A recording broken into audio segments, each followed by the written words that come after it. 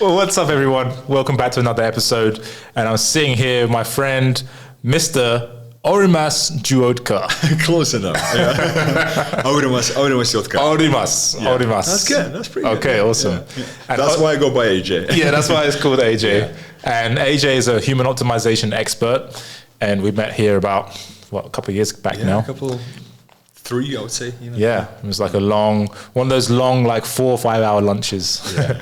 We hit it off straight away. Yeah. And which is one of the reasons why you're here, And I wanted to bring you on to talk about human optimization, how people can optimize every area of their life, especially as it relates to health, and how that relates to every other area, like the wealth and the relationships, So you were in the military once. I was. How old were you when you were in the military? Just when I turned 18. The second I turned 18, I joined. Yeah, and that was one of the trajectories that I was gonna go with. I was gonna go to Afghanistan. I was just like I watched too many war movies or something. No, I just had a few mentors of mine, if you will. They weren't integrated mentors. It was just like someone I looked up to, was in the military, went to Afghanistan. I was like, oh, that sounds cool. I'll do it. So I passed the whole selection, and then fortunately enough, I had a good leader question my decisions, and I was super young, obviously. 18-year-olds, they don't think for themselves, So he fortunately asked me good questions, and then kind of redirected my trajectory to something more conducive. And I joined the military school instead, and then that created an opportunity for me to live in the US and to move to the US, where I was in the military as well. I went to a military school there, and yeah, man, I'm just so grateful that I didn't just lay my head down in Afghanistan when I was 18, which is always a chance, Yeah. Did you have an opportunity to go there? Mm-hmm. I was literally ready. I went through the whole selection. I went through every, like a screening process. Yeah. We were ready to go get acclimatized, and then right before I just got questioned. Ultimately, maybe I would do something better with my life. So that ended up being I've gone through 4 military boot camps. Yeah, so that's like even more than David Goggins. Probably not. He went through more than that. He went through buds. Yeah, yeah. But so, it was a journey. Yeah, and so that was when you were super young. So how did that change you as a person at that age? Discipline, man. It's still the piece of discipline that I didn't have from before, and just really being able to focus and get shit done when it needs to be done. That's something that, when you're a teenager, when you live with your parents, whatever they do, or however hard they are, none of my family is in the military, and my dad was pretty hard in a way. He raised us, but it's not military where I had to live, in the woods, at a few days at a time. You're sleeping in a foxhole, getting rained on, or sleeping for 30 days straight on this like a plywood sheet with no mattress on. That's your bed. Damn. So it just hardens you up, hardens your character up a little bit. And I was this lanky little child who's just struggled a lot with health. I probably mentioned this before, how I had kidney stones when I was 13 years old. I was born prematurely. I had a heart condition. So all of these things that I had to go through my medical record and eliminate with my father before I did the application to the military, because there was no way they would have accepted me with the medical history that I had. And man, that's what spurred my health journey. When I moved to the States, that's when I started researching and understanding how do I, reverse all the damage that has been done. And one of the things was that fitness, you probably started there as well, right? Where fitness is the end all be all of everything. And then you realize that, oh, wait, so these guys are fit, they're ripped, they're jacked, but they're unhealthy. They can't get it up. Like, what's up with that? And then you start digging deeper into, health, fitness, those are mutually exclusive, right? What else is there to it? Some people, unfortunately, just stop at that fitness level, right? And then I realized, okay, nutrition, right? Cool. Stress, right? Sleep. I developed insomnia when I was in the military. So a lot of that kind of allowed me to dig deeper into myself and actually solve the problems that I was bogged down by. And that led to another rabbit hole, where I ended up ultimately in the field of anti-aging and regenerative medicine, and then we can dive into that as well. So, quite the journey. It's interesting. Yeah, man. It's fun to reflect upon that. So Right. Thank and you. You can see, well, obviously you can see it too, but I can see just from what you're saying, like how you are doing what you're doing now based on what you experienced. Exactly. Because you had all these health problems that you had to figure out. And so it just naturally lends itself to just studying more about health. And then people asking you is like, what did you do? Like, well, I just did this and this and that. And then you kind of naturally, organically start helping people. And then, with the physical performance, with all that stuff. And then I just realized, there's something to it. Let's build a business around it. So that's how it went. Yeah. So, I mean, people watching, some people know someone with kidney stones. Right. So let's get into a bit of your expertise here. So what are some quick tips that you'd recommend for someone who has kidney stones? What did you do? And what would you recommend? It's ultimately over calcification. So drinking high quality water that is properly mineralized and is balanced out in terms of sodium and potassium balance. So I was drinking over mineralized water that had a lot of, I guess additives to it, and a lot of tap water, and the Lithuanian water supply where I grew up was a bit crappy, I'm assuming. So 13 years old, man, it's an old man's disease, Yeah. So high quality water, spring water preferably. If you don't have that, reverse osmosis but reverse osmosis actually gets demineralized, so you want to remineralize with trace mineral solution or high quality salts combined with cream of tartar.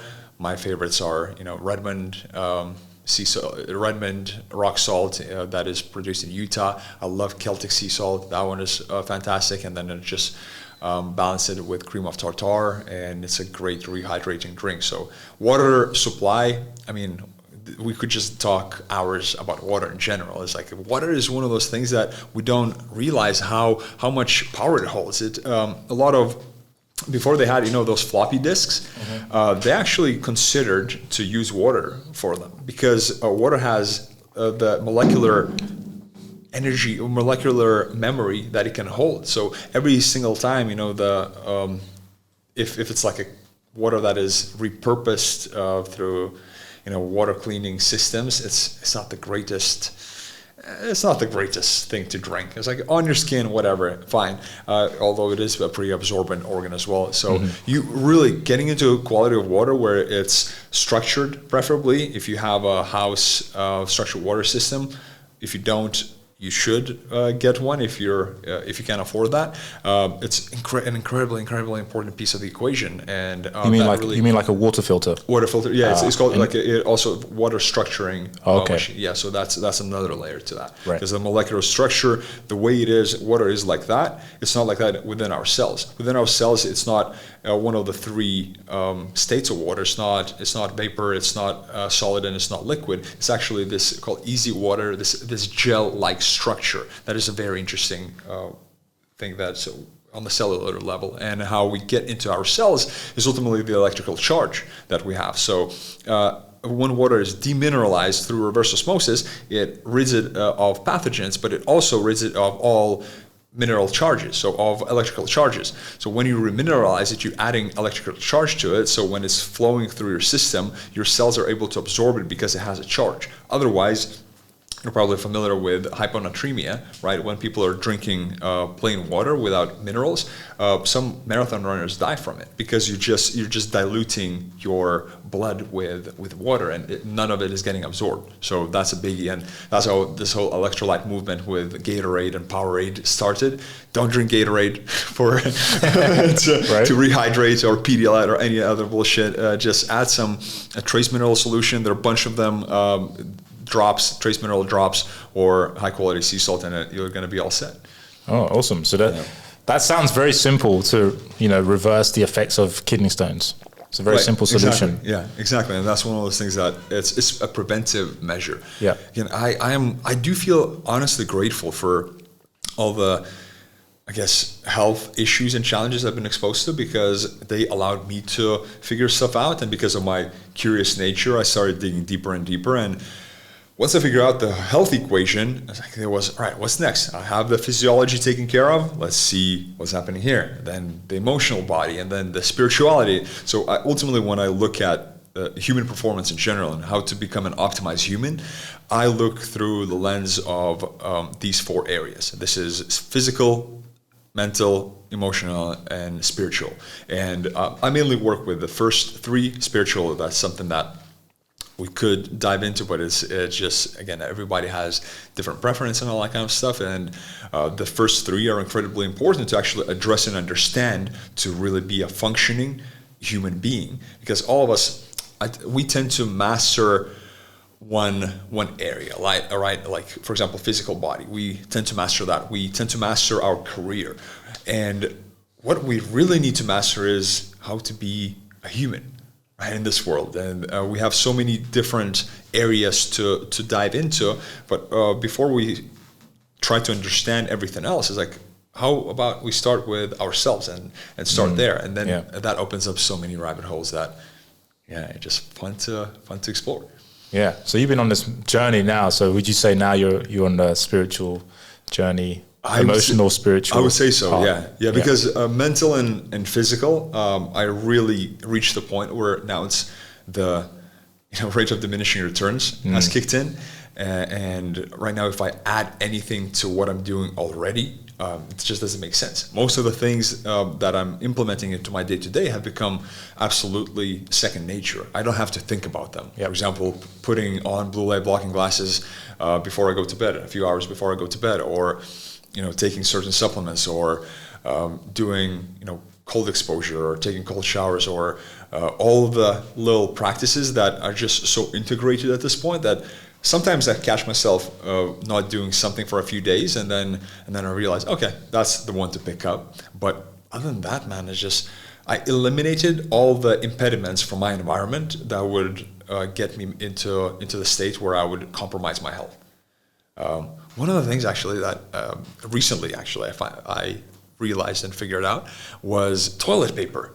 Never thought about it. You were talking about this recently to me, Never thought about it, man. I just never thought about it. It's like, because I care about toxicity and what I put on my skin and what I expose my skin to. And then I realized, right, I mean, the anus is a very absorbent piece of the body. It's like, and we're putting, what is it, this bleach nonsense that we're putting on our bodies, especially if you have babies as well. If you just have kids and then you're trying to, avoid toxicity, look into what's happening in the diapers. It's literally a pool of toxins that your baby is constantly exposed to. So natural, reusable diapers. So that's something that is a game changer from some integrated health mothers that I've learned. That has been one of the solutions.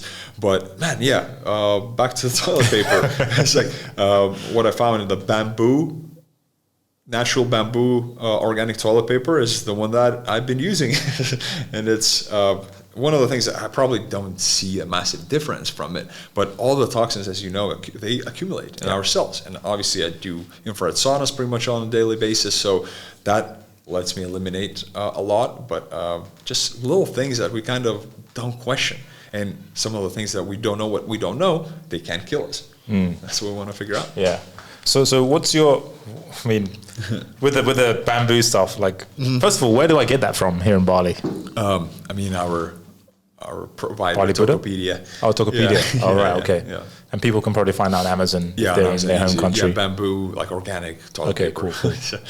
So that will help with them, because health to me, I'm going to ask you this too, but health to me is just decreasing the amount of toxins that we're inputting in our body, right? Because that's how we get sick, is by increasing the amount of toxins. So what's your philosophy on health? I agree with you. It's just not about adding stuff into it, but eliminating the stupid stuff that we do. That's how I approach health. It's okay, let's first eliminate all the stupid things that we do. For example, expose ourselves to bright lights when the sun sets, to dysregulate our circadian rhythms. That affects our sleep quality. Our sleep quality affects our life quality, and then we're just in this never-ending cycle that is ultimately harming us and deteriorating us.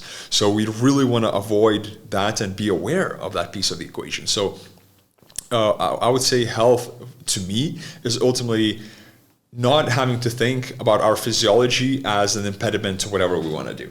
That's literally it. So for me, health, that is that. And what actually talk about quite a bit is a lot of people find themselves in this obsessive state of orthorexic kind of behavior, where they obsess over their health too much, that causes the stress response. And it is actually much better to be completely blind to those things and then not have stress than actually to overstress about things that you're inputting in your body sometimes. So that is a slippery slope as well. So that's something to be aware of once you get down this rabbit hole. You want to integrate your health into your lifestyle, not overthrow your lifestyle with health. That's the biggest piece. Yeah, because I see that a lot with entrepreneurs, especially. Right. They're like reading all the books, and then they don't do anything. They're just like, dude, I know, that like Dr. Rhonda Patrick or whatever her name is, right? They're like regurgitating all of these scientific facts. What is it actually? What have you applied for? Yeah, right. Yeah, you probably read Alex Hormozi's $100 million offers. He talks about that quite a bit, and that's one of the things that I'm writing a book as well. And one of the things that I'm focusing on is to ask yourself questions. Ask yourself questions, answer them, understand yourself on a deeper level, and then execute. Because if we just read something, we regurgitate it, we get into this place of like false knowing. It's a familiarity bias that we're exposed to. It's like, oh, it rings true. I remember hearing this somewhere. And so we kind of almost accept it as if you're doing it already. Yeah. And that's not, as you know, that's not the case. Yeah. It's like we delude ourselves into thinking that cognitively grasping it and integrating that into our lives are the same thing. And obviously it's not. Yeah, I'm definitely guilty of that before in the past. Like, I didn't know I was doing it. When my friend, he was like, dude, like you always recite all these books, but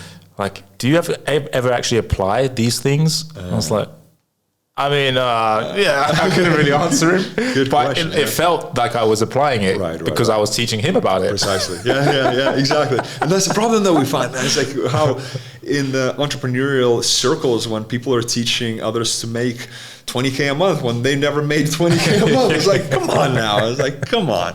Yeah, so it's just one of those things that in order to be a true embodied teacher and actually for things to land for people who are learning from you, it's just a different vibration, different frequency when you actually embody it. Because every single thing that I teach or will ever teach is only the things that I've experienced, that I embodied, and not in a way that, hey, you have to learn from my mistakes and you don't have to try it, but in more of a way that, hey, if I'm going to tell you, so, okay, this thing I've never tried. I've never experienced it, so I can't, I know some scientific studies that I've read on that. I can explain that to you, but it's pointless. I see so many of these doctors who are actually even New York Times bestsellers.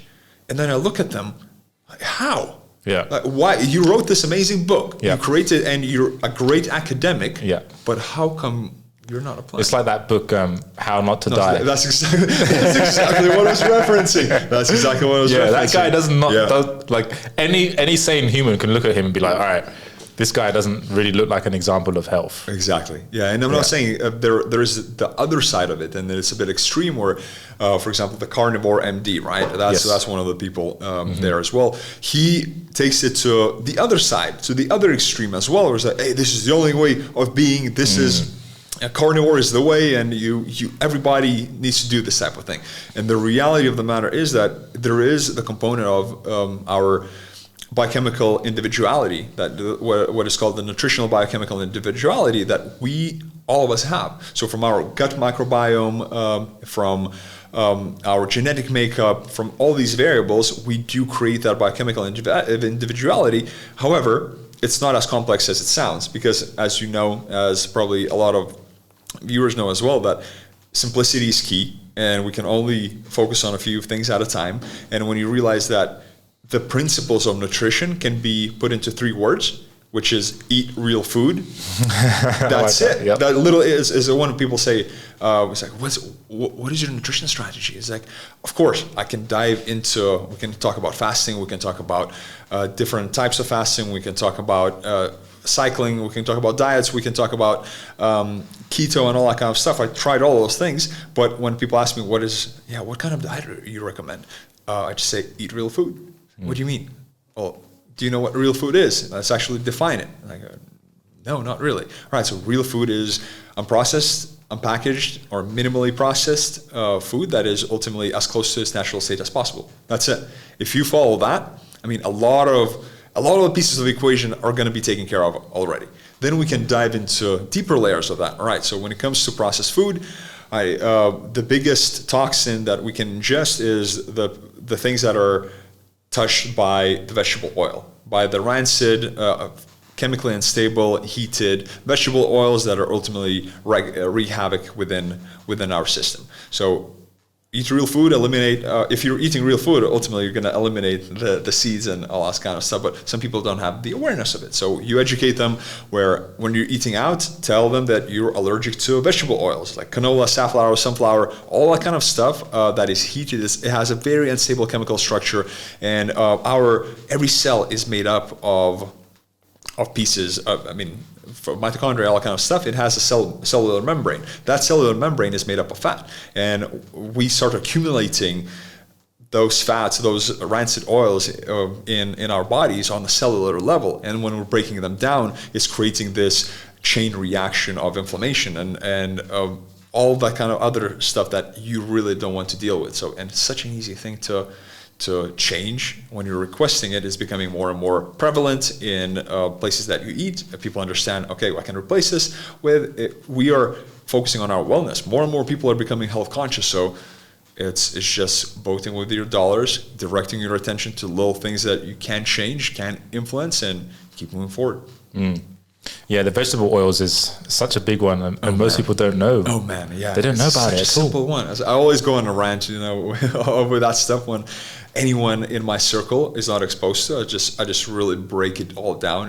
Hey, this is one of the most important things that you can do. Yeah, and it's like a silent killer because I think what's the stats about India? India has a lot of heart disease. I don't know the stat. I have to look it up again, but they cook with a lot of vegetable oils. Right. Yeah. Although they have such a great replacement, they have ghee, they have butter. Right. You have the best thing on the planet to cook with, and you're messing it up with this stuff. Yeah. So it's just like decreasing the amount of toxins, because that's just like something that people. It's kind of like there's this one quote. It's like this lady asked her mum, "Why do you cut both ends of the bread?" Right. I don't know if you heard this, and then her mum was like, "Oh, because my mum did it." And then her mum was like, "Why did you cut both ends of the bread?" She's like, "Oh, my mum did it." And then she asked her mum, and she's like, "Oh, because the bread couldn't fit in the oven, so I had to cut both ends off." Right. But no one down the family tree asked why. They just cut the ends off because their mum did it and their mum did it. Exactly. So no one's questioning it. That's a beautiful one. That's a good one. I like that one. And that's what we're doing. That's what I'm doing personally, and that's one of my missions in life is ultimately to stop. That's where the puck stops. It's my generation. Right. It's like all the things that unconsciously got passed down from my parents' generation and their parents' generation, I want to eradicate it or minimize it at least. I'm not going to eradicate all of it, obviously, because some of that conditioning is unconsciously seeping through our bloodlines and all that stuff. So, but yeah, that's one of my missions. I really want to stop all that stuff from passing on. So what was your experience been like with clients? Like what kind of issues do you deal with on a regular basis? Man, right now I actually stepped away from coaching quite a bit. I really work with people who are top 1%ers. So, and they're already 90% there, and they need that extra understanding of what's happening within their biology and the mental and emotional state, because I'm trained in different modalities I'm a strength and conditioning coach, personal trainer, nutritionist, so that's from the body's perspective, but then I also went into breathwork, into understanding the somatic practices, trauma-informed and all that kind of stuff, so go on the deeper level and understand the human essence rather than one isolated factor, which would be, for example, physiology. I look at it as an isolated factor a lot of times. Obviously, we can eradicate a lot of these physical symptoms by addressing them directly. However, there is something more to it as well. So that's what I'm interested in the most, because the physical symptoms, I can pinpoint them and identify them. A colleague of mine and I have we were running the functional medicine and high performance practice for a while together. And we'd see, he loves working with people who are just starting out because he sees such a massive change. Whereas for me, it's like, it's boring. It's like, I know I'm just going to keep regurgitating the same stuff again and again and again and have them implement it, it's too simple for me. It's like I want something more complex. I want to look into deeper layers of the human being. So that's what I like doing. And the most common problem is just lack of awareness of all the things that we just covered. Right? So when I look at the physiology, I look at 5 things really. I look at sleep, stress management, nutrition, movement, and environment. So those are 5 pieces of the equation that I address. And then when it comes to the mental level, you're looking at the mental performance, the cognitive, setup is just more of a little tactical things when it comes to that. And then the emotional piece of the equation, that's the fun one. Like how people tend to ignore that everything is interconnected, and how they tend to ignore how their emotional state is affecting their physical state as well, and how a lot of emotional blockages and emotional unprocessed emotions ultimately manifest physically as well. So it's a fascinating meat suit that we live in that we really take stuff for granted, and we don't understand how actually complex that is. This thing is holding so much information, just like I was talking about water. It's a sophistication that every single thing around us has. And the funny thing is that we don't even understand a singular cell in its entirety. So imagine diving deeper and going away from, as my colleague, mentor, and good friend David Hans Barker says, go away from the gross towards the subtle. So we are go away from what? From the gross, from the like the gross sensation towards the subtle. So you want to go from this massive, obvious thing towards subtleties of our reality, and that's when we actually get to understand our beings on a deeper level, and we really are able to dig into the things that we couldn't dream of that they existed. So that's something that I've been exploring with meditation quite a bit, and understanding that, the whole, for example, psychedelic journeys, you probably have experienced that, and a lot of people have, that is available to us through meditation. That is available through us through exploration of that subtlety of our own being. It's just we created so many blockages that are preventing us from getting into it. So those blockages would be the food that we ingest, the toxins that we are exposed to, the information that we consume, of course. And once we eliminate those or push those away and actually integrate them and understand that, all right, I actually took care of that, then you're able to go into deeper layers of your consciousness and understand that every single thing that is available at us right now in the world that we created is just a fraction of what's available for us. And that's ultimately where the human performance optimization comes in. A lot of people are not aware of that, and I'm grateful to be discovering and exploring those layers, and then passing them on to people that I end up working with, or at least creating businesses that are going to lead people from the very beginning, and if they choose to, take those steps into deeper levels. Because I kind of give up on the fact that someone else is going to be like me and go all in into all these practices and try all these things out. They want to learn from someone who's experienced it, who's done it, and that's something that I dedicated my life to experiment and provide people with education regarding all the lessons that I learned. That's it. That's awesome. And there's a lot of crossover between how you're talking about what you're doing and how I feel too. Like I feel the same. Like, you help people with the physical issues, but then there's deeper issues. Like there's emotional stuff, which if you're waking up every day and you're unhappy, and then you're wondering why you haven't got motivation to go to the gym, you just disregarded a massive reason because you're unhappy every day. Let's deal with that first. Exactly. And that's another piece of the equation as well. So that unhappiness, or let's talk about depression. I really like this topic, to unpack this topic, because it's prevalent in nowadays society, and a lot of people are struggling with it. Depression as a word, like what do you imagine it as? It's like, what does it mean to you? My thoughts is like it's negative. Right. It's like it's like something that you have to go to the doctor for. Before I thought that, right? Right. Yeah, exactly. It's like, and in reality, depression has been created as this elusive, very vague concept. Really, it's like it's just a word, right? So what is it actually when you think about it? It's like a monster under the bed. You're afraid of something, so you're covering yourself under the blanket, right? And then without checking if the monster is underneath or what that monster is. So what we do, that's our human minds work sometimes. When you think about it and you actually dig into what depression really is, it's just a set of sensations that are manifesting within your body. That's all it is. And when we go from this abstract concept of depression and this negative thing that we need to medicate and avoid, we go into, all right, it's a sensation in your body. It's like, oh, okay. So then we can play with this childlike curiosity and go within our bodies and see, where is that? Where is that manifesting? What does that feel like? Does it have a shape, a color? Or it's like, what?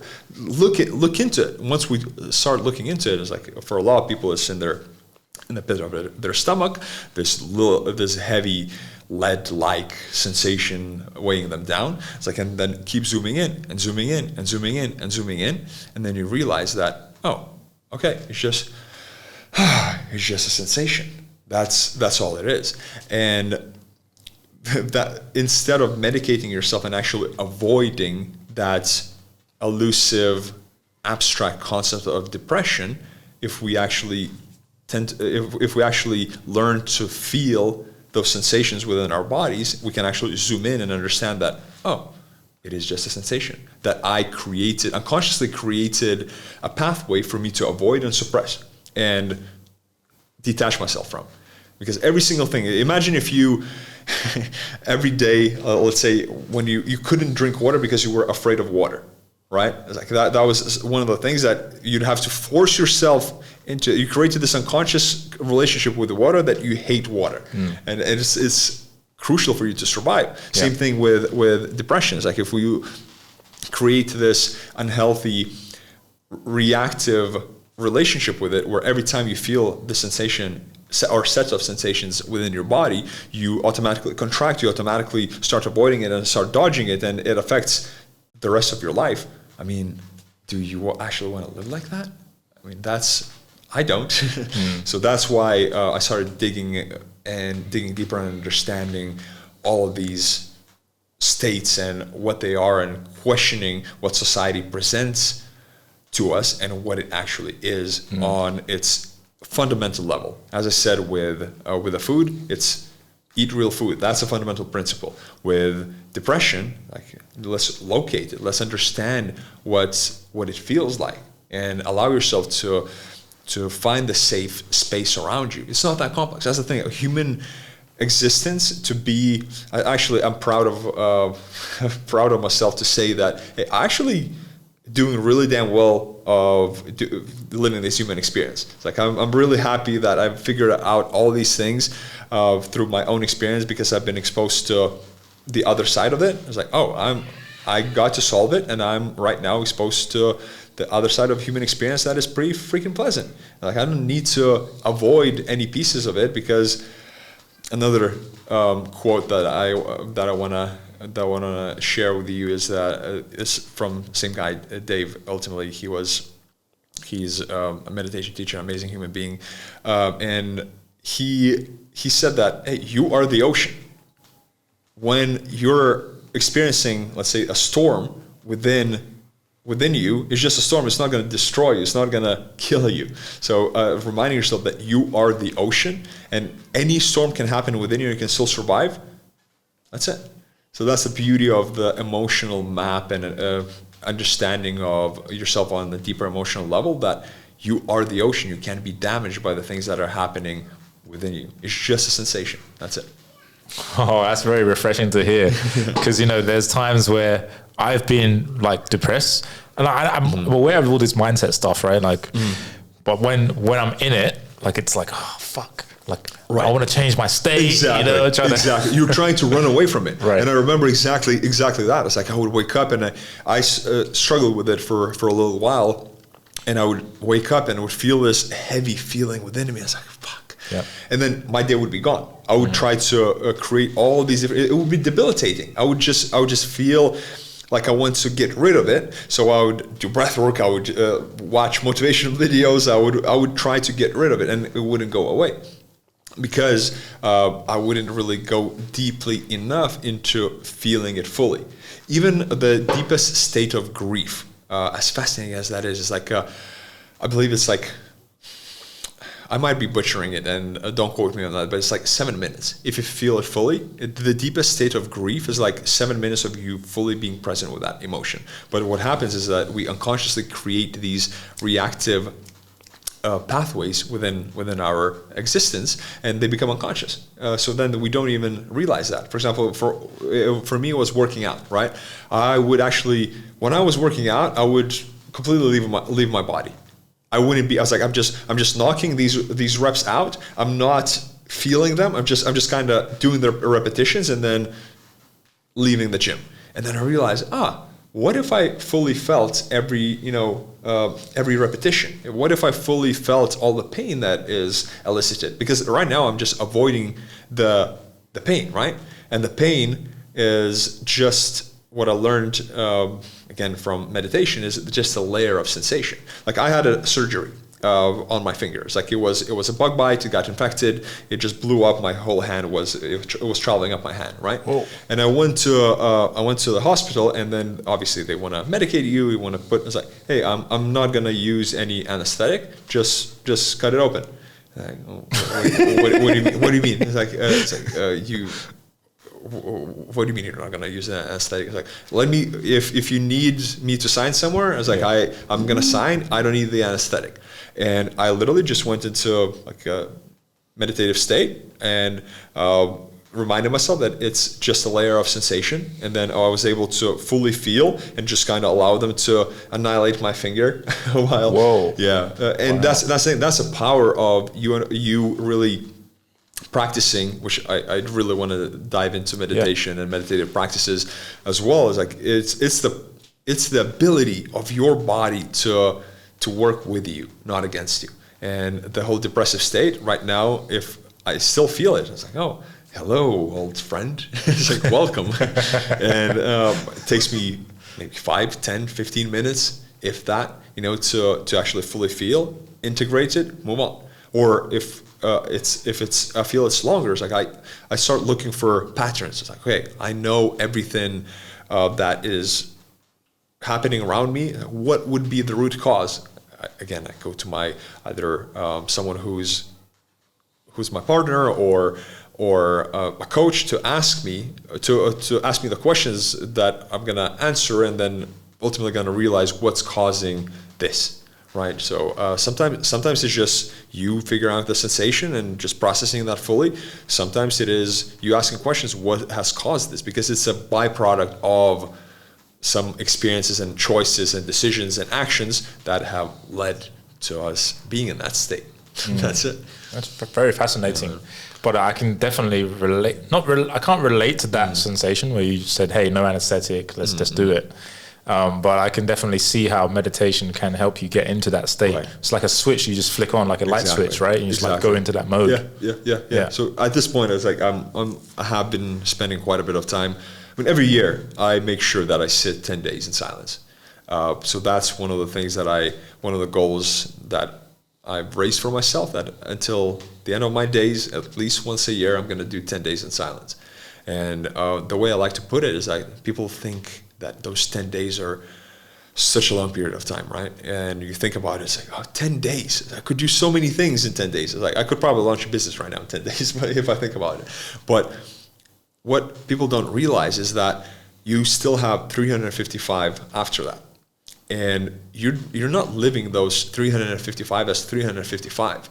After those 10 days, you're living those 355 as 710 or 1,045 or whatever it is. So you're not just doubling or tripling, maybe quadrupling or 10xing your output, because you were able to unpack the pieces of yourself that were unconscious. You're just seeing reality more as it is rather than as you just are used to it being. And you're able to really be more in charge of everything that you're doing and have more clarity in everything that you're doing. So you're wasting less time, you're wasting less energy, you're understanding where your energy goes, where your attention flows as well. So you have a deeper understanding of that whole equation, and that allows you to really be more productive, to create that different output. So when people ask me, it's like, what is the best performance tool? It's like, what's a gadget? What's the thing? What's a pill? And I say, you'll be disappointed, because it's none of that. It is meditation. It's like if you sit for 10 days, next 10 days, and follow the instructions ultimately of that practice, you will come out a completely different human being who understands more of yourself and is less inhibited by the unconscious patterns that we have created. So yeah, that's something that I swear by. When it comes to performance, and when people ask me what's the biggest, most life-changing thing that produced you these results, I do say meditation. And we can dig into what meditation really means, because it's different for a lot of people. So I'm particularly referring to the Vipassana meditation. That is a modality that I have gotten into through my good colleague, friend, and business partner, David Hans Barker.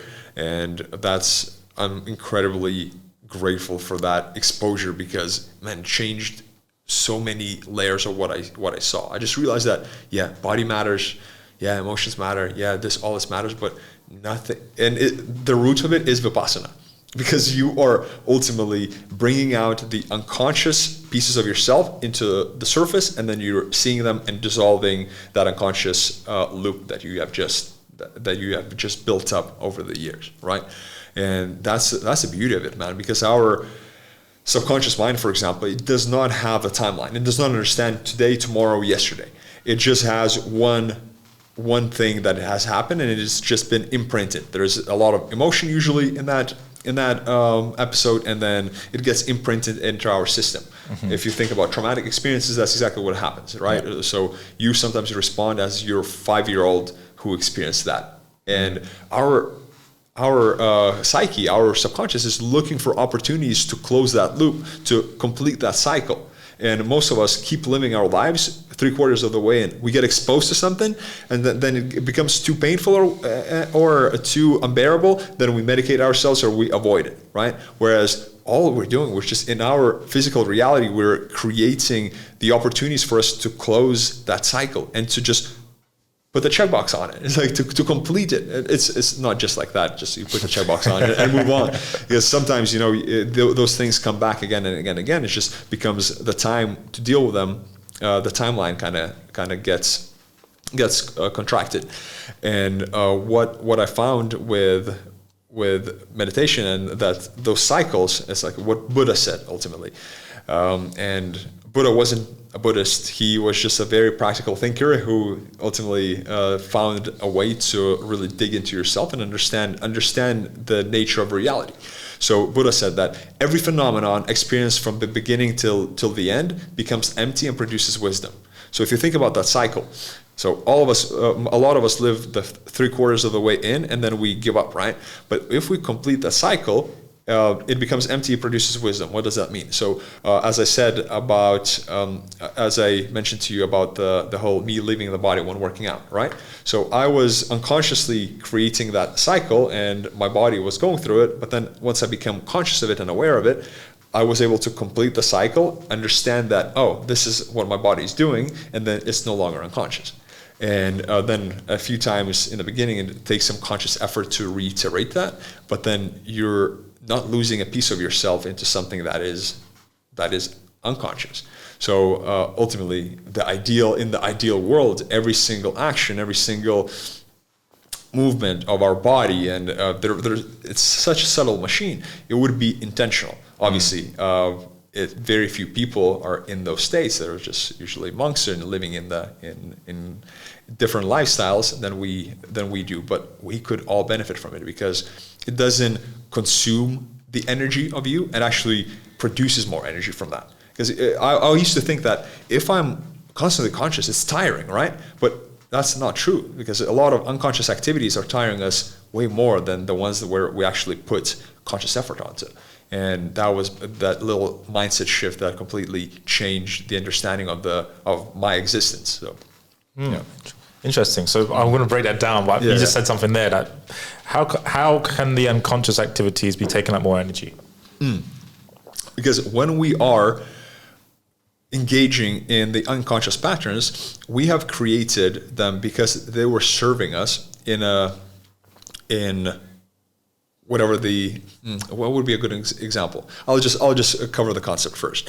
So most of the things that we do is because we're doing them to meet our need or to satisfy ourselves in one shape or form or another. And because we keep doing that and keep going back to it, it just becomes completely unconscious. And 9 times out of 10, or I guess not always, it's like if you had to think about how to brush your teeth and learn to brush your teeth every day, that would be, counterintuitive, counterproductive. But the reality, if you're actually consciously brushing your teeth and doing things with absolute and full presence, if I'm having this conversation with you, I'm not thinking about work, I'm not thinking about my business, I'm not thinking about anything else. And right now I'm just having a conversation with you. When I'm brushing my teeth, I would like to just be brushing my teeth. Because as you know, we suck at multitasking. Our brains do not work that way. Yeah. We just do multiple things poorly. We don't multitask. Yeah. So that's how ultimately it's bogging us down, because most of those unconscious patterns have served us at some point, but in a lot of the instances, they're no longer serve us. They no longer serve us. So once we identify that, this used to serve me when I was in the military. Like I don't want to do that anymore. Like this used to serve me when my dad was around. Like he's not around anymore. Like I don't have to do this anymore. So once we become conscious, we have a choice. Then we ultimately become masters of our existence rather than slaves to our conditioning. So that's how it allows us to liberate the energy that has been ultimately locked in within us and unconsciously feeding that entity that is the cycle that goes again and again and again, rather than questioning and changing it.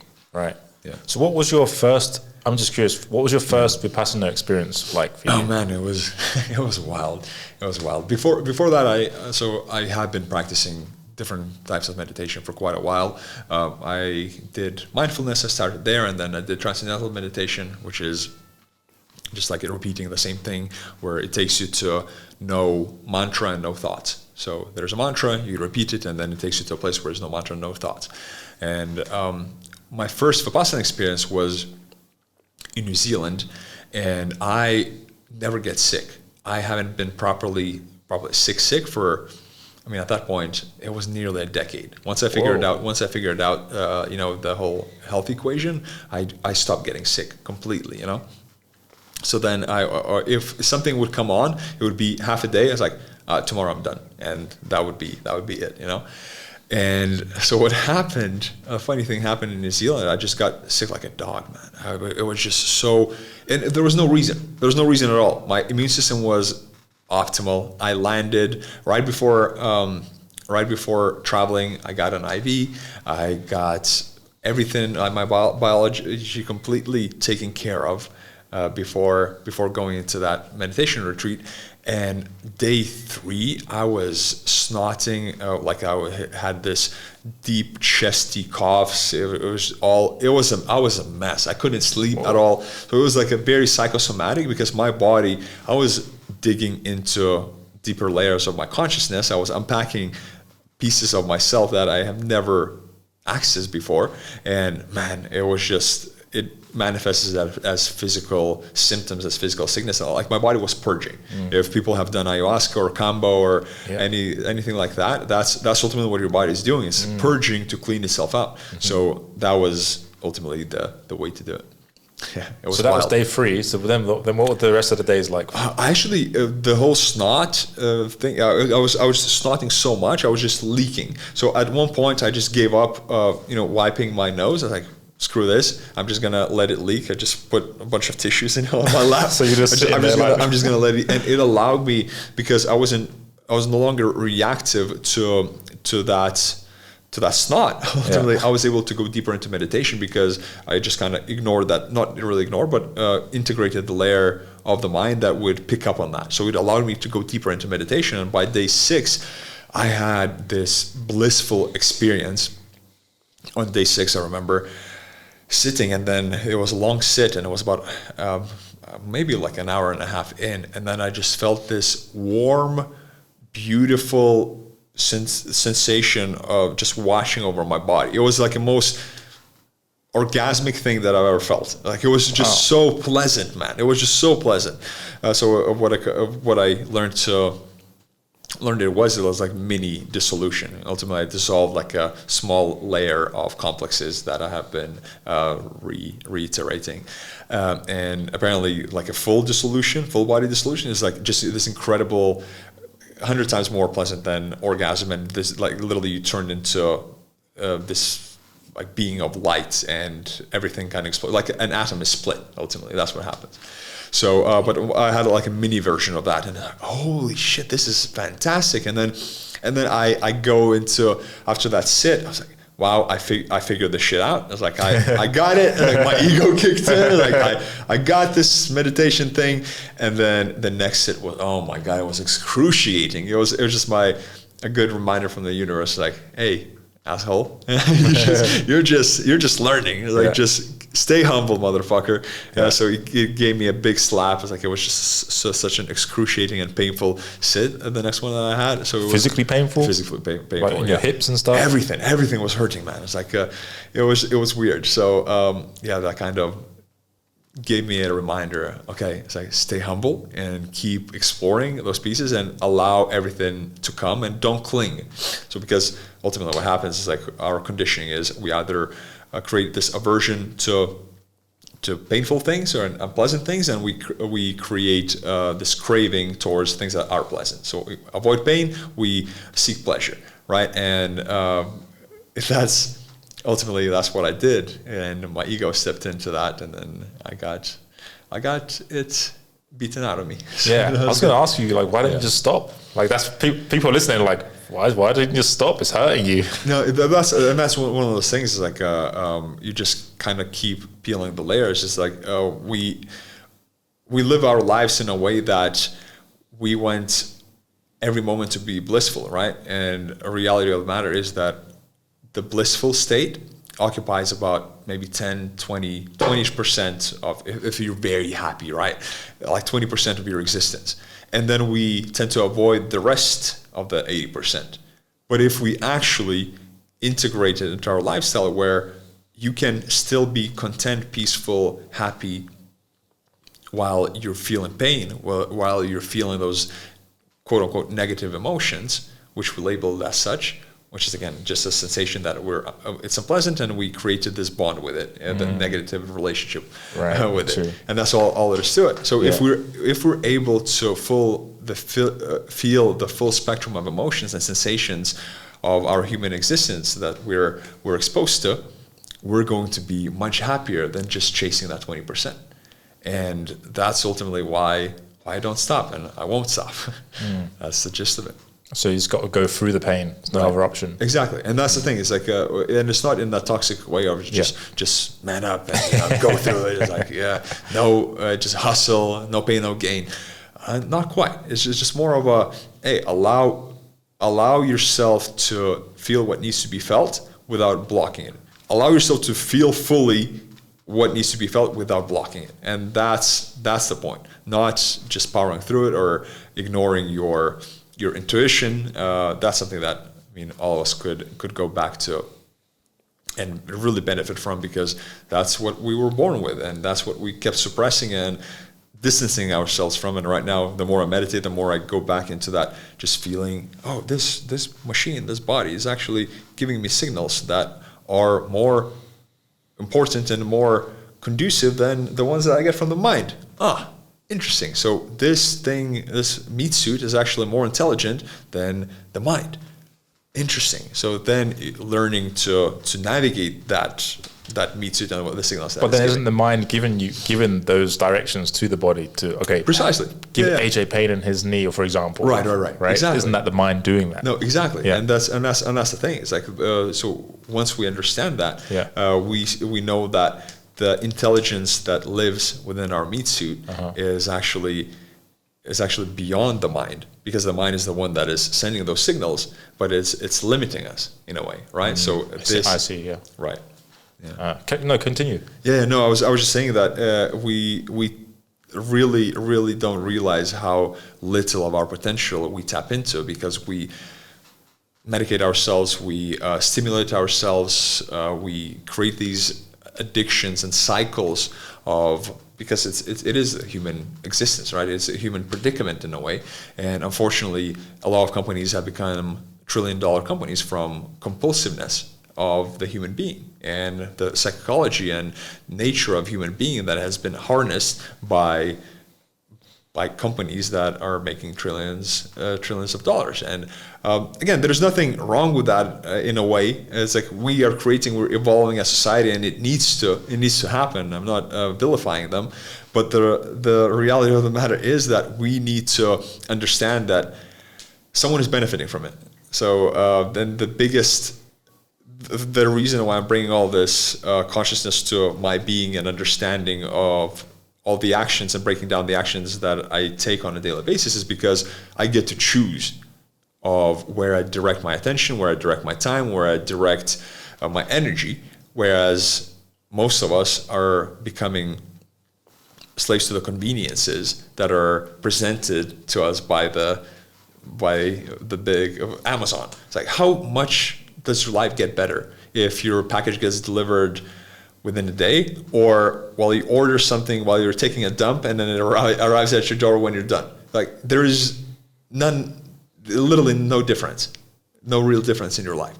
And but we create these loops that we keep increasing, and we get more and more stimulation from the external world rather than removing those. Just like with health, removing the stupid things and then going back to our nature, understanding the reality. And that's the thing. The beautiful thing is that the answer is here.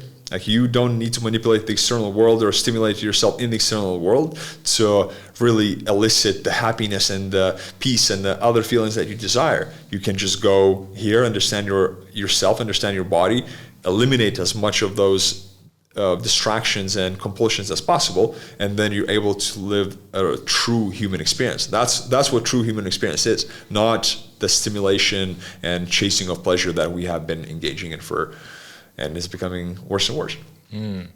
Yeah, it's just instant gratification. Program, man. The whole society. And I talked to my friend Danny today, also on a podcast, and he asked me, he's like, what does make people successful? Ultimately, what do you attribute your success to? I said, delaying gratification.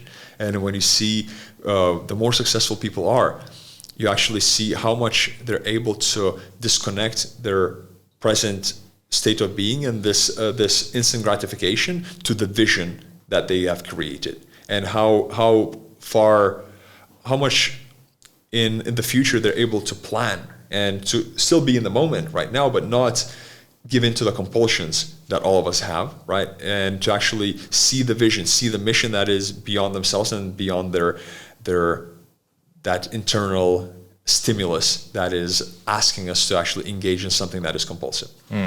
But then that goes a step.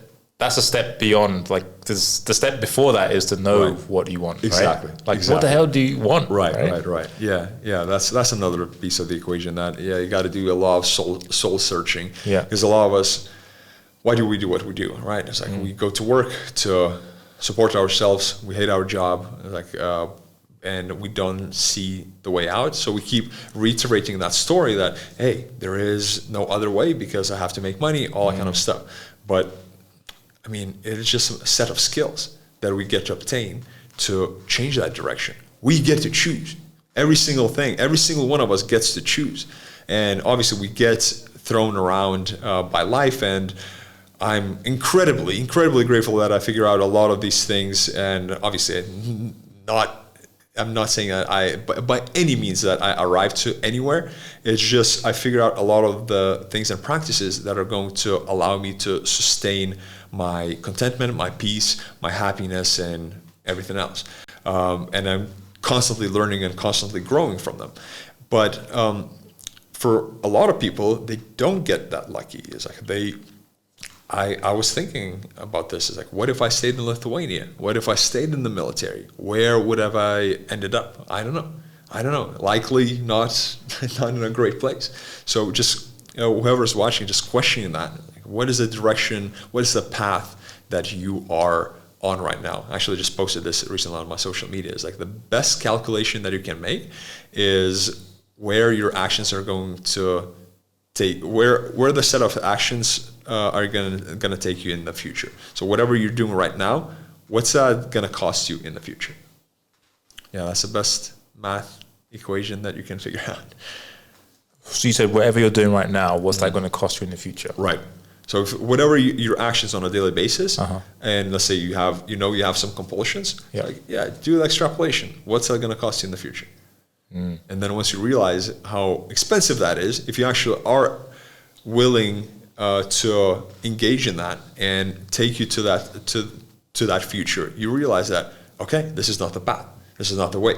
And I'm constantly challenged, and I constantly question myself. It's like, all right, is that the way?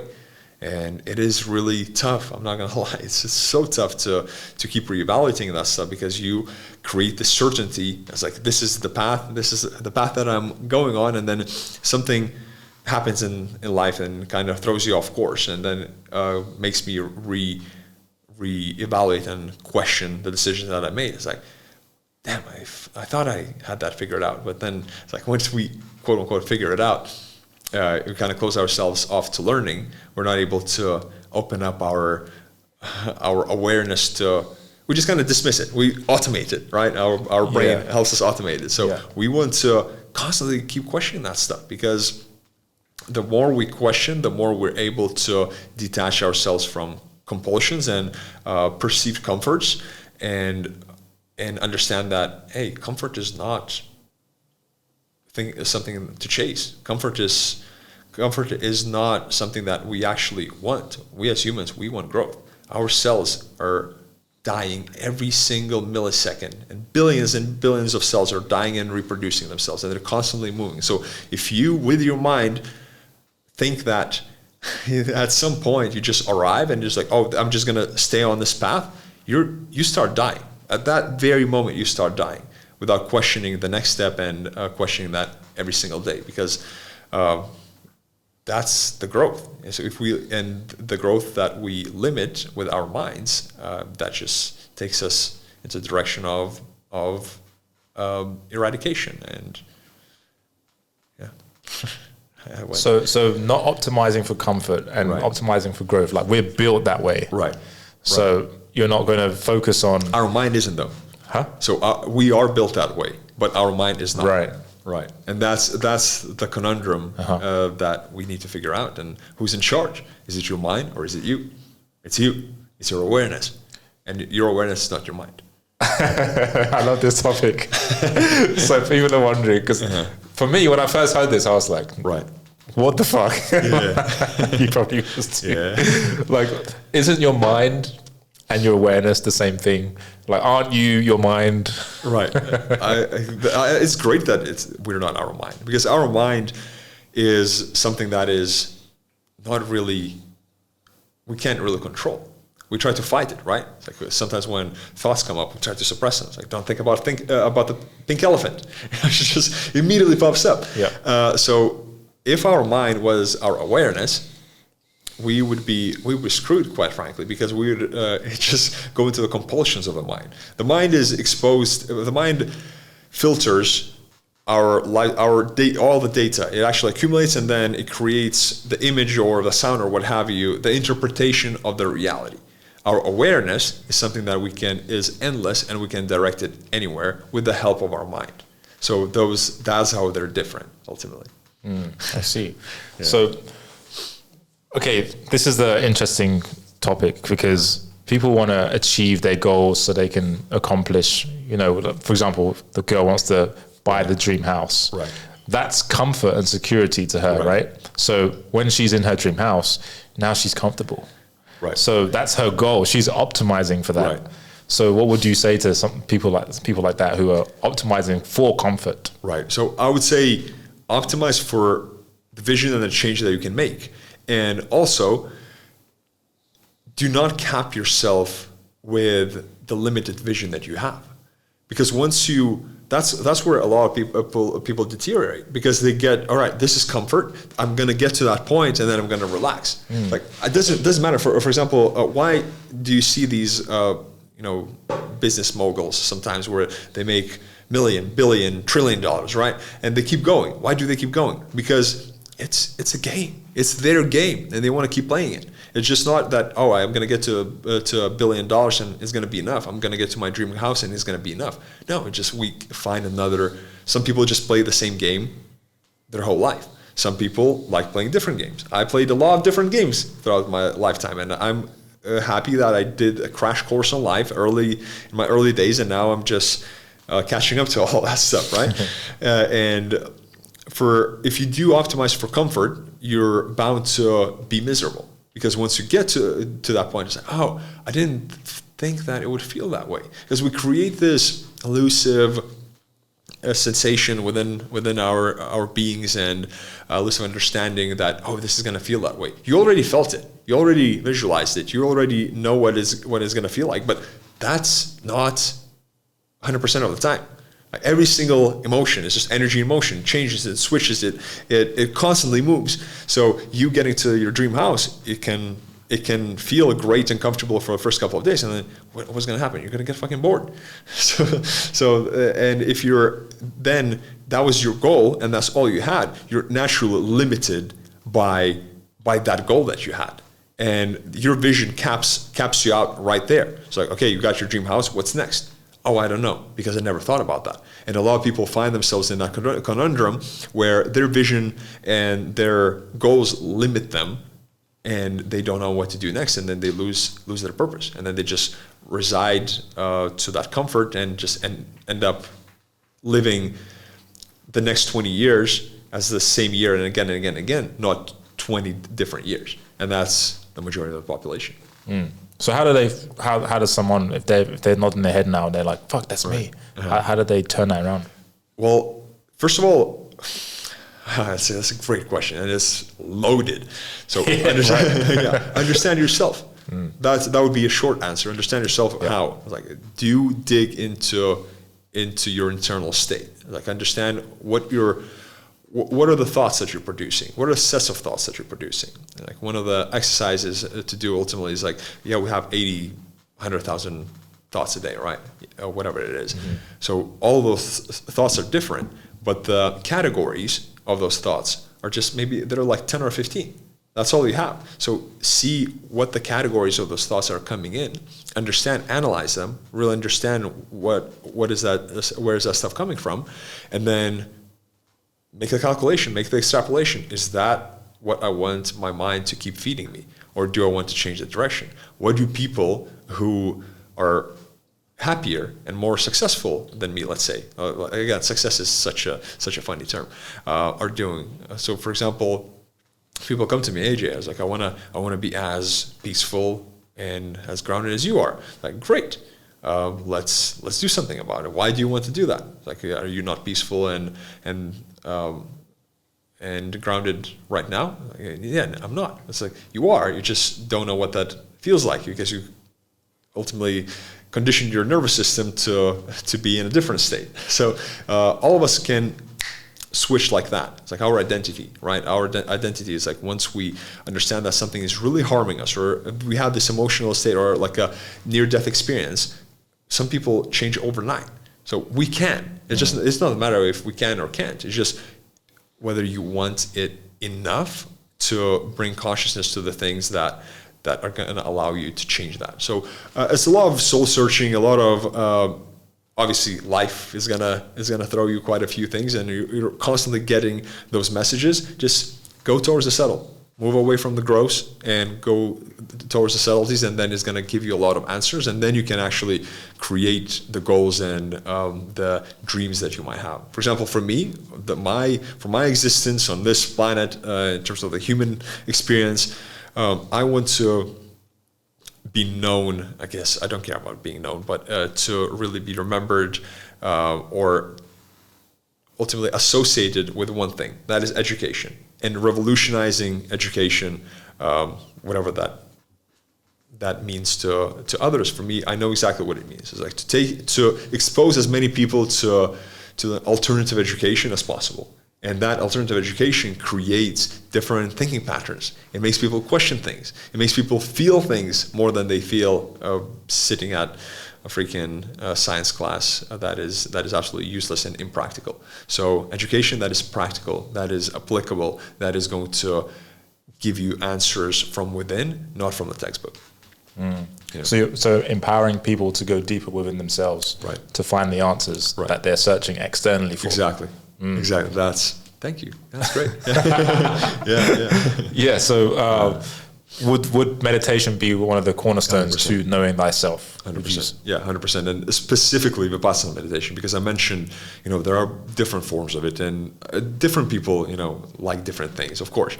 But for example, mantras are what is called the contemplation technique. So you're contemplating, you're doing the same thing, right? And then you're expecting that it's going to take you somewhere. So you have this vehicle, whereas Vipassana, all it is just seeing reality as it is. That's what it means, seeing reality clearly. So Vipassana is a name for it, but what it means is just seeing reality as it is, not as you want it to be. And who wouldn't, let's say in business or when we have our physical biomarkers, when you go to a doctor, you want clarity of what is happening within your body. So Vipassana gives you clarity of what is happening within your life, within your mind, within your whole being, not just the numbers on paper. So that's what it is.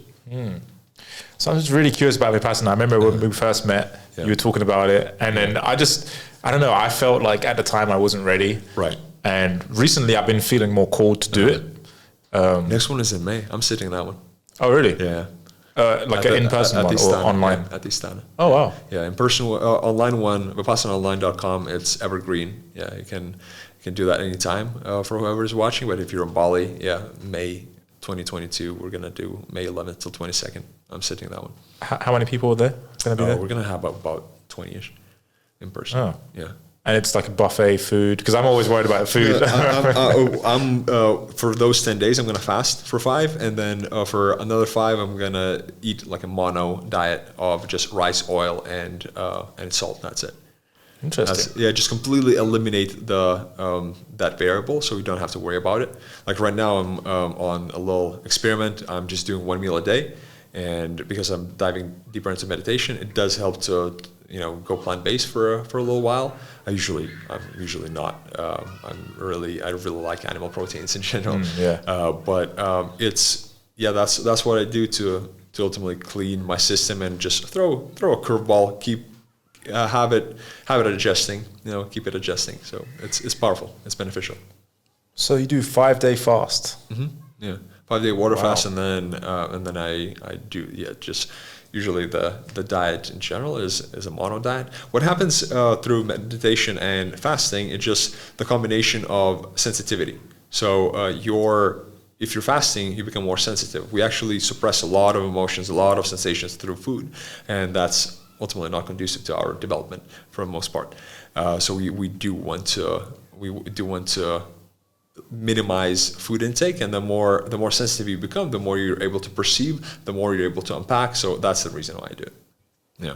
So there's so I used to live in Thailand, right? Yeah. And so I took my ex-girlfriend to a Vipassana there, but I didn't do it because at that point, like that version of myself, I was like, this is some bullshit. You fucking staying in silence for 5 to 10 days. Yeah, no, it's insane. It's insane. That's exactly what I thought. But then once I understood the power of it, once I experienced the power of it, and again, so you're hearing this from a person who's tried every single nootropic that is on Reddit, probably. It's like the person who's dug into different levels of performance. And I guess, of course, I'm young, all that kind of stuff. I might discover something else, but man, it's not even. It doesn't even match the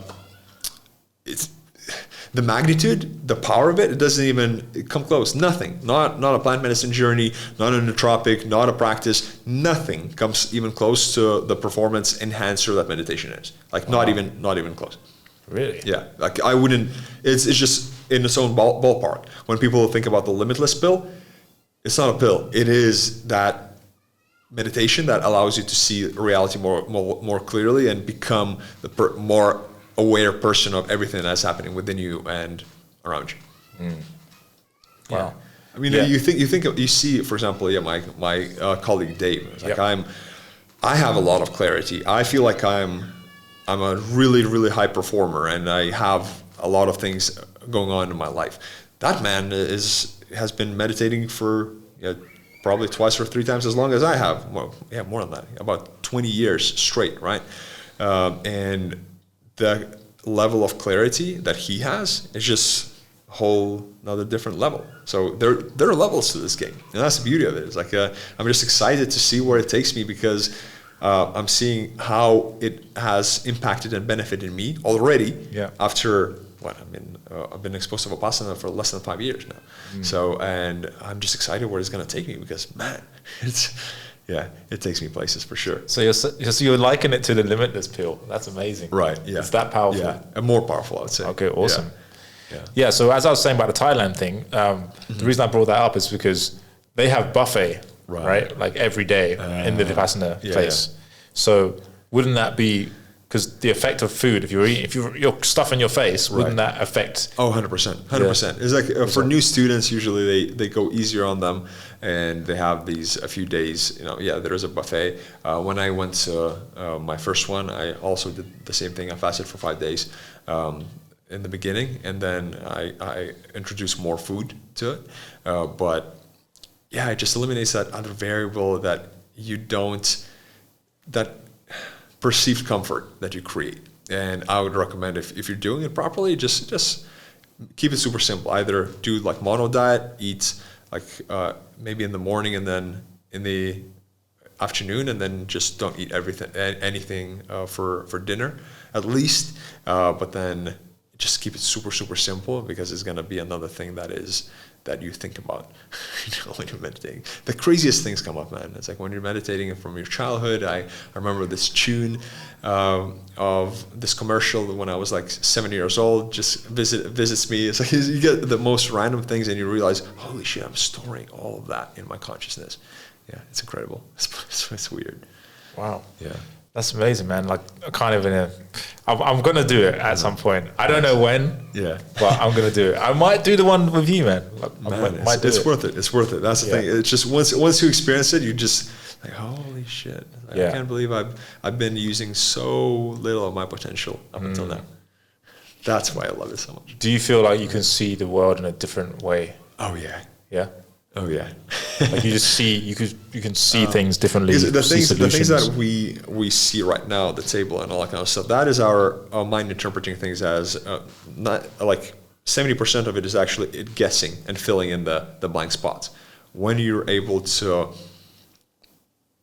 detach yourself from it and see the subtleties of it, and see, I guess the only way I could describe it is seeing energy, is then things they become trippy. It's like a plant medicine journey, like a mushroom journey, just in real life. And then you see, oh, that's what it is. That's how things move. And this is just like a mental model that has been created over the years. And this is very limiting. Yeah. I can't imagine sitting for that long though. It's, again, you get used to it. It's just one of those things that I had a very hard time sitting for long periods of time. I had ADD. I would undiagnosed, but I definitely had that. And I would have been the last person to do something like that. And then once I did it, you just realize that, oh, it's just a mental construct. It's like, it doesn't matter. It's just another sensation. Yes, it's painful. Yes, whatever. It's like you benefit from it so much more than just then you experience misery from it. Yeah, it's like you have to go through that pain. Right. It's like you can't even negotiate with it. If you're going to do the sit, you're going to experience some pain, physical pain. You're just going to have to go through it. It's just a fact. Yeah, it is going to be difficult. It's going to be challenging. Like, don't get me wrong, it is challenging. But and you're not just doing it for the gain. You're just doing it for that experience and understanding yourself. And you just understand so much about yourself when you just also realize how much energy we just waste while talking. So it's fascinating.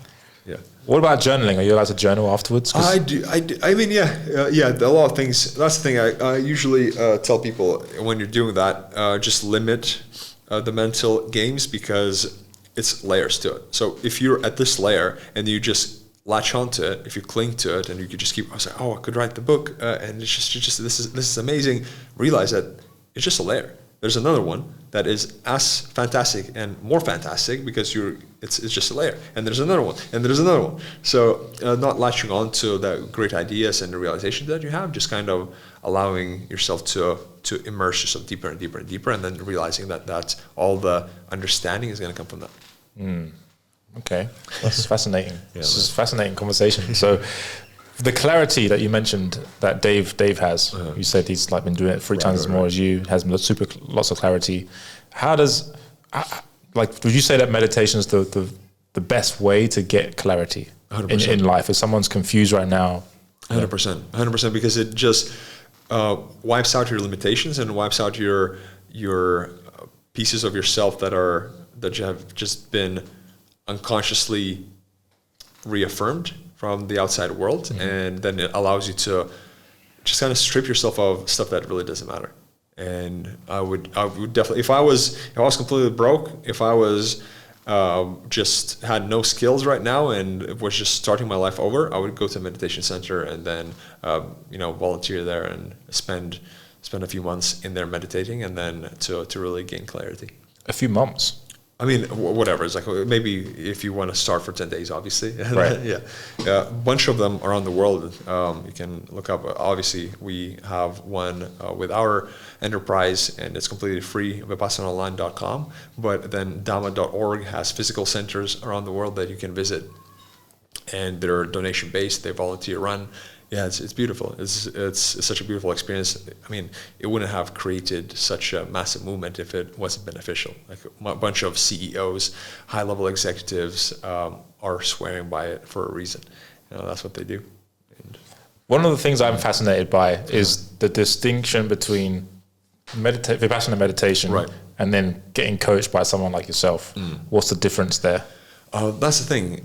When we're able to shortcut a lot of the processes as well, because I've been there, I've done a lot of those things and understand the human psychology and human body. So we ultimately identify the big domino pieces that is going to be the biggest thing that is going to change a lot of the things that are bogging you down right now. So if we eliminate the thing that is bogging you down, everything else is going to flow, and then we can optimize other pieces of the equation. So it just the coaching component, when it comes with Vipassana, that's obviously just like supercharging it.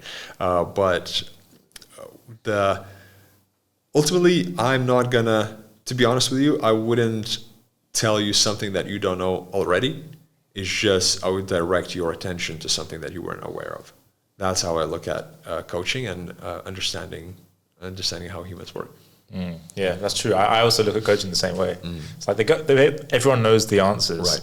Maybe they don't want to open that door, or they just don't know the door's there. The reason behind it, and actually motivation behind it, and direction to move. Yeah.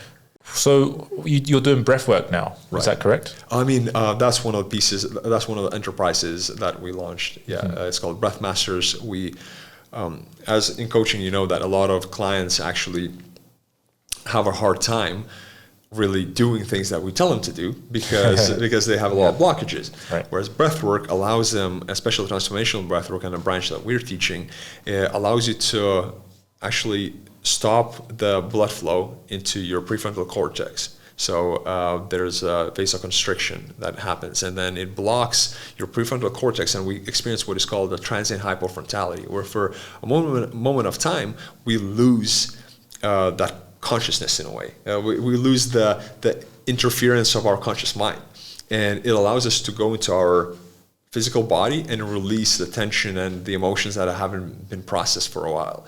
And once we clean that up, it's so much easier to actually engage with the client and to actually allow the client to go deeper and to get results that are on a deeper level. So that's the reason why I'm spreading that medicine. A colleague of mine, he dedicated his life to it. I brought the business component to it, and it's just exciting to spread it around the world.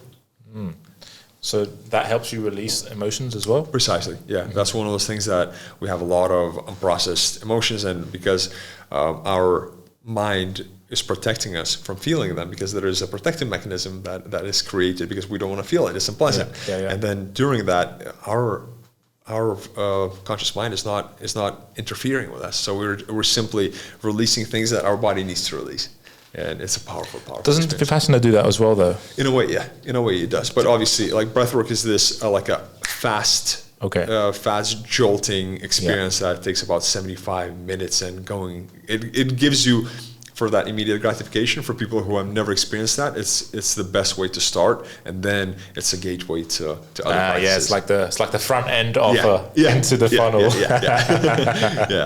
Funnel of consciousness. Funnel of consciousness. I like that name. It's because I noticed the same thing when I did breathwork. I was like, this is cool. You know, I feel good, but you know, negative thoughts come back. You know, and it's like, the emotions get stored and you got to release again. So the Vipassana definitely would be like the it's a grandfather. It's the foundation of I guess everything for that matter. It's like But people listening, they're like, I just remember I didn't touch on this. The 5-day fast. Right. Like, what's the steps to be able to comfortably do that for 5 days? Again, it's like at this point, it's so like I'm so nonchalant about it, I guess, because I'm so used to it, because it is just a sensation. And when you think about it, the more you fast, people have this understanding that the longer you do it, the harder it gets. But what happens is it's just hormonal cycles. Like there's ghrelin, leptin, they peak and trough at certain times, and it doesn't get worse. Sometimes you just feel very hungry, and then that kind of dissolves, right? You had that when you're busy, it just dissolves. That's exactly what happens. So for 5 days, I do that about 3 times a year, where I just do a little reset on my system and allow my body to just not have any food, and understand that it is just a sensation. It is an uncomfortable one, but once you do it once or twice, you realize, that's just easy. So that's less. I guess if you're just starting, obviously it is difficult. It is going to be. Start with a 24-hour fast, see how that feels, and then understand that the more you do it, the easier it gets, and you're not going to feel any hungrier, and your body is going to feel lighter, and you're going to produce the stem cells and reproduce your body's stores. It's amazing. Yeah, and that goes into what you do also, the anti-aging. Right. So exactly. The 5-day fast. So at what time does the anti-aging benefits kick in? That's 72 hours. 72 hours is that time when it really starts breaking things down, and that's the optimal. Obviously, you benefit a lot from 24-hour fast and that caloric deprivation in general, but when things truly start breaking themselves down, and then when stem cells start reproducing themselves, is based on a lot of research, is 72 hours.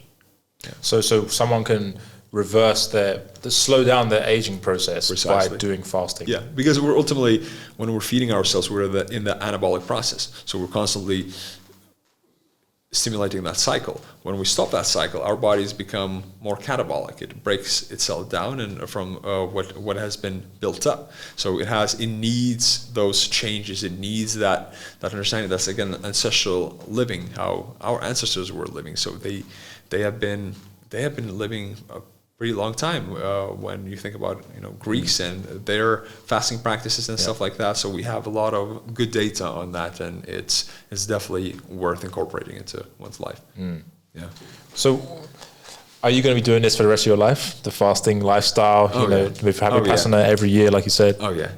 Yeah. Unless there's something else that lands into my lap that is incredibly just blows my mind. Again, I'm always trying these new things. I'm always trying the ancient practices, but that's the thing. Things are rooted in simplicity. So I'm not at this point. I am curious. I am looking for different things to try, but I know it works. And this is just a predictable way to reach different states of consciousness, to become lighter, to become more peaceful, and that's something that I'm going to keep practicing and trying other things. Maybe I find something more efficient, but I kind of trust the generations of practitioners that have benefited from it, and I don't think I'm going to invent anything new. So again, open to discover and open to explore, but I'm not closing myself to an opportunity that presents itself. But for now, I can say, yeah, absolutely.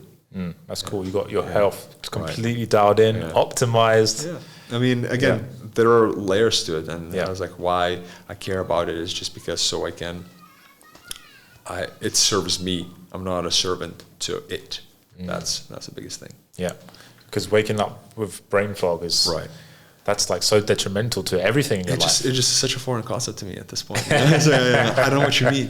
What does that mean, man? Yeah, it's crazy, man. Like for me too, like I feel like we live in a bubble here in Bali where, you know, all of our friends are healthy, like they focus on their health, prioritize sleep, all these things, and their well-being is like number one priority, like before anything else. And most people in the world just don't operate like that, you know? Yeah, I'm just, as I said, I'm just so incredibly grateful that I got exposed to all this stuff so early, and man, it's just great. Yeah. How did you overcome your insomnia? Because that's a huge thing. Yeah, man. Ultimately, I just dug into regular sleep practices. It's like a circadian rhythm alignment, because we are still a human animal, so we still abide by the cycles of nature. So just aligning myself with that and exposing myself to natural light, to natural air, and minimizing any caffeine intake, stimulant intake, food intake before bed.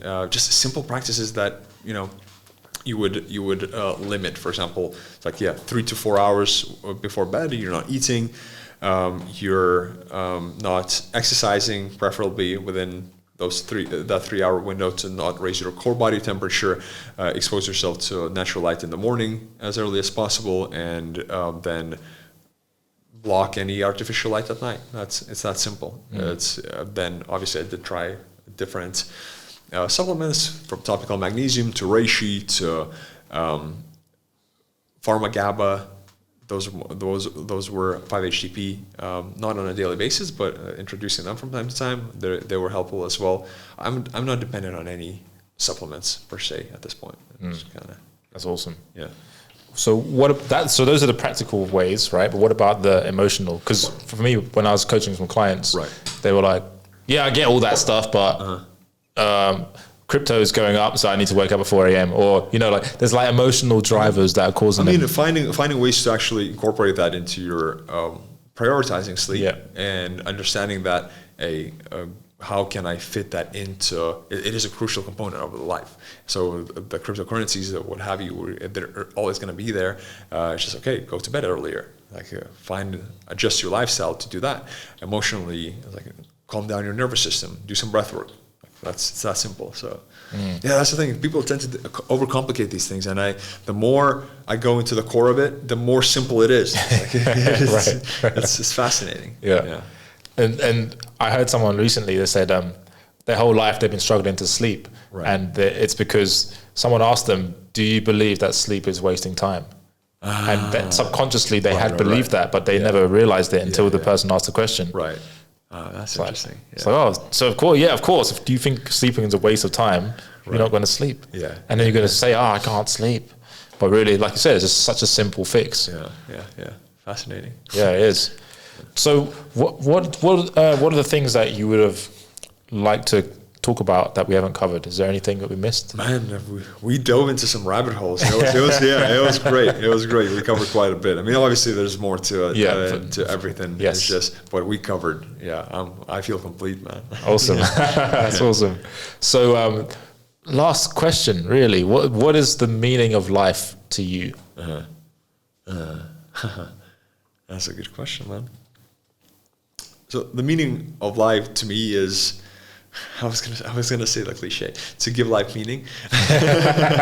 No, the meaning of life to me is ultimately to unpack as much of the fundamental layers of our existence as possible, and that's exactly what I'm doing through meditation, through other pieces of the equation, through educating people, through deepening relationships, through understanding myself deeper. So that would be the meaning of life, is to discover the reason why you're here, and to unpack the layers of yourself that you can truly find fascinating, and see how that there is a bigger reason why we've been put on this earth, and the gifts that you have within you that are lurking and you might not have discovered yet.